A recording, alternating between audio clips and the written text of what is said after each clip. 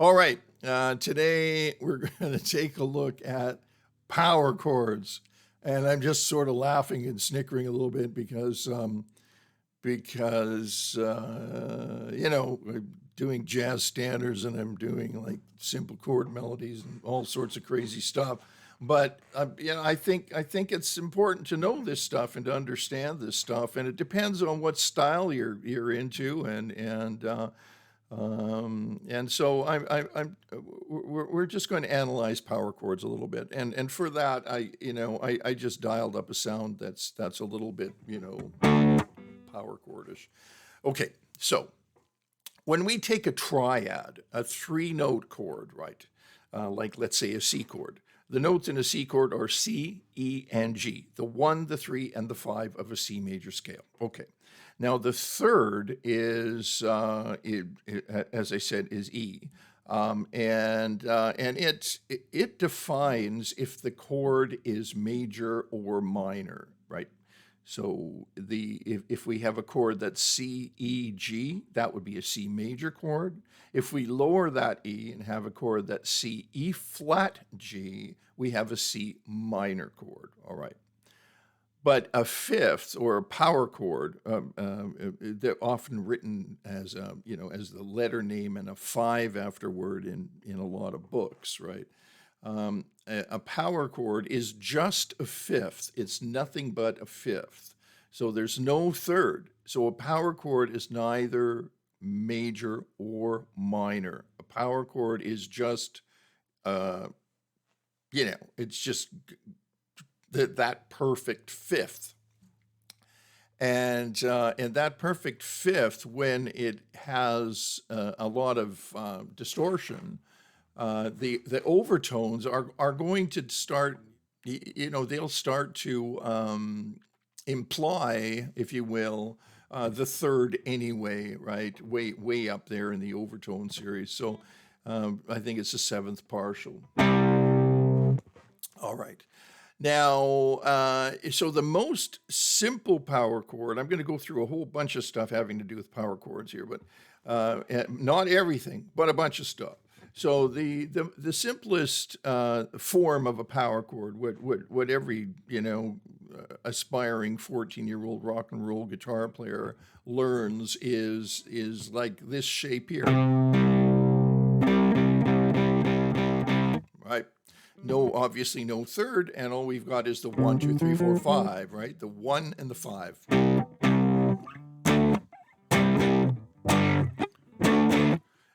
Okay, so just the 1 and the 5. Now we can also play that 1 and 5 on strings 3 and 4.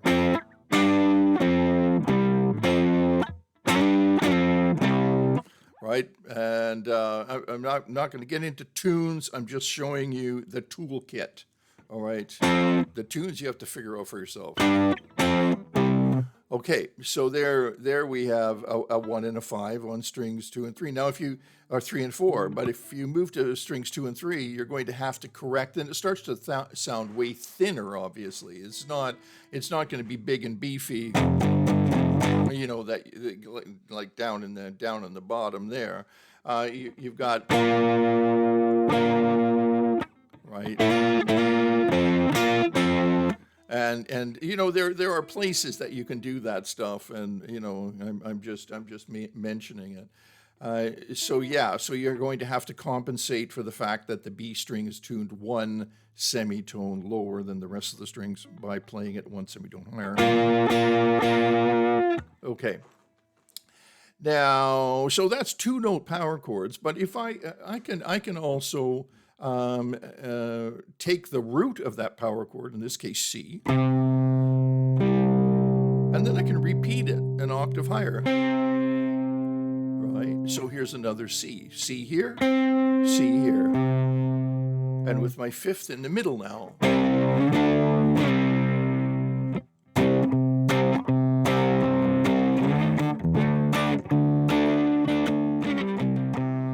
Right.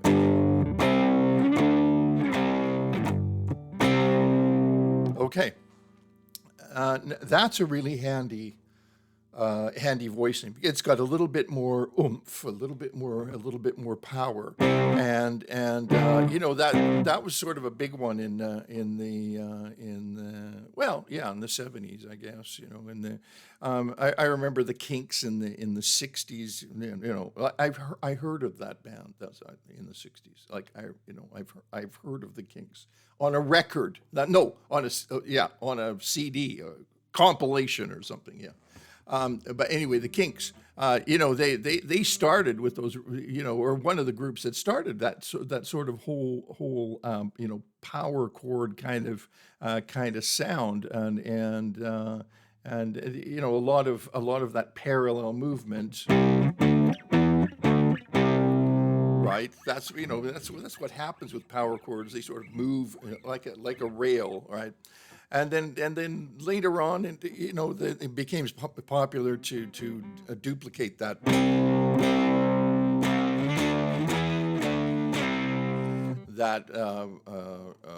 octave, right? And it gave you you know an even bigger sound. What ends up happening is you can invert this. And by that, I mean, you can take away that bottom root, right? Now it's still the same power chord. It's still going to be a C5, right? But you're actually playing it as a fourth. You see, you still have a C and a G, C, G, C on top. But now but now if I take away the bottom, my C is on top and my G is below it. And then that becomes a power chord as well.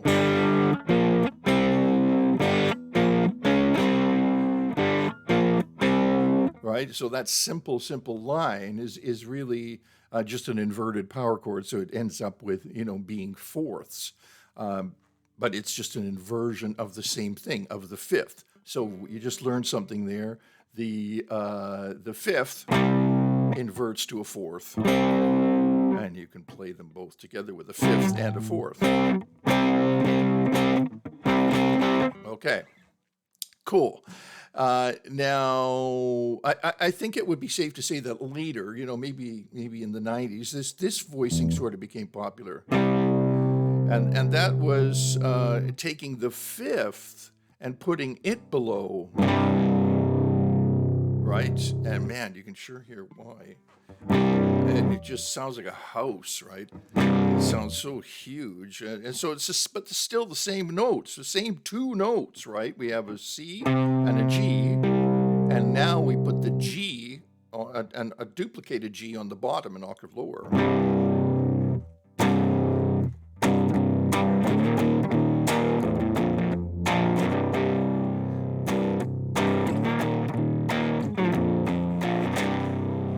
Right. So whatever that was, I just made it up. So there's another a version of a power chord. You know, these are all stylistic, right?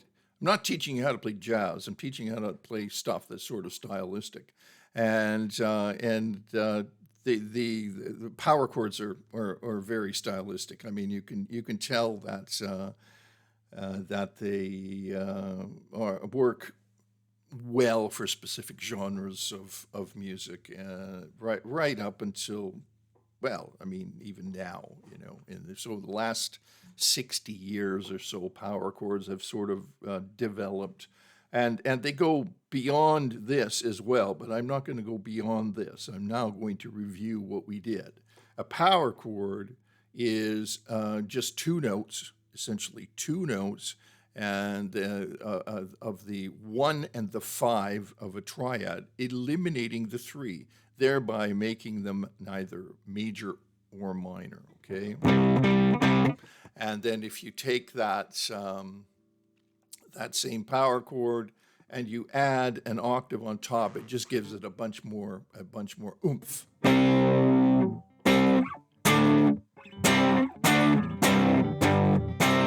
Right?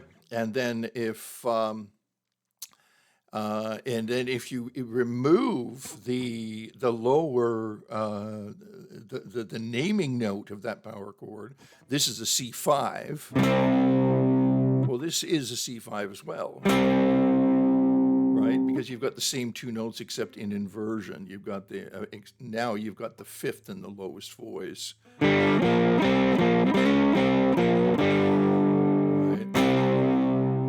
Okay, really, really handy.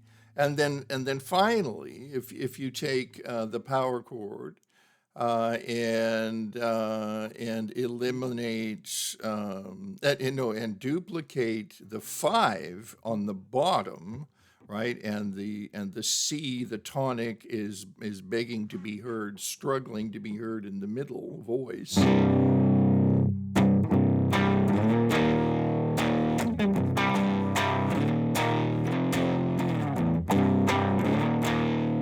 You can hear why that became pretty popular in the 90s.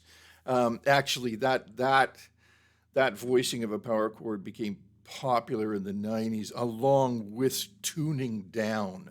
So right now I'm just in regular guitar tuning, but when you tune down, like literally a whole semitone, down to, in other words, E flat, A flat, D flat, G flat, C flat, and E flat.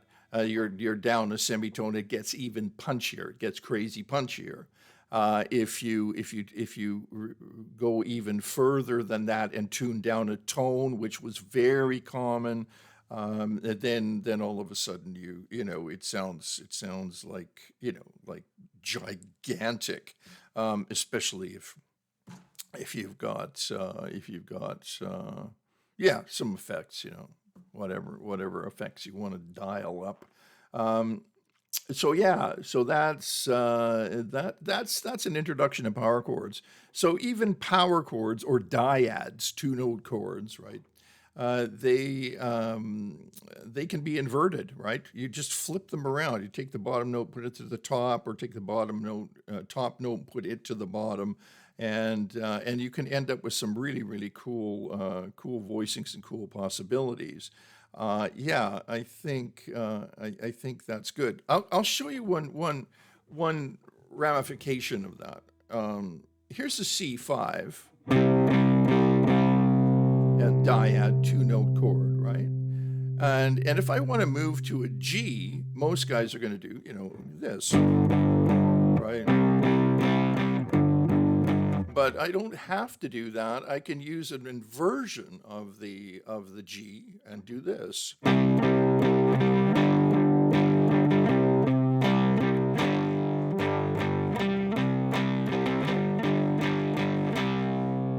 get the idea? So look, I'm just using that fourth that here's the G, D, and another G.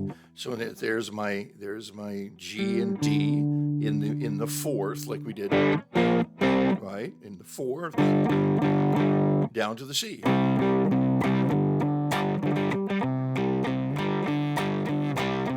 So that change becomes C to G or G to C, wherever you start, right?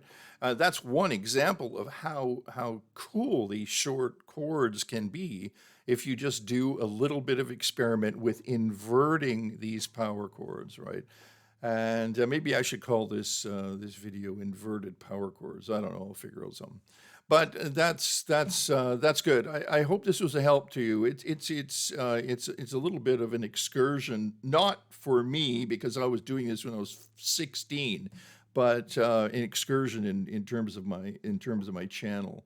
But if it's valuable to you, that's great. If you want to learn a bunch of classic rock tunes, you're going to have to learn not only the 1-1-5 power chord, but the other possibilities of power chords. And I'm going to rely on you to do that. Rely on your ear, and it's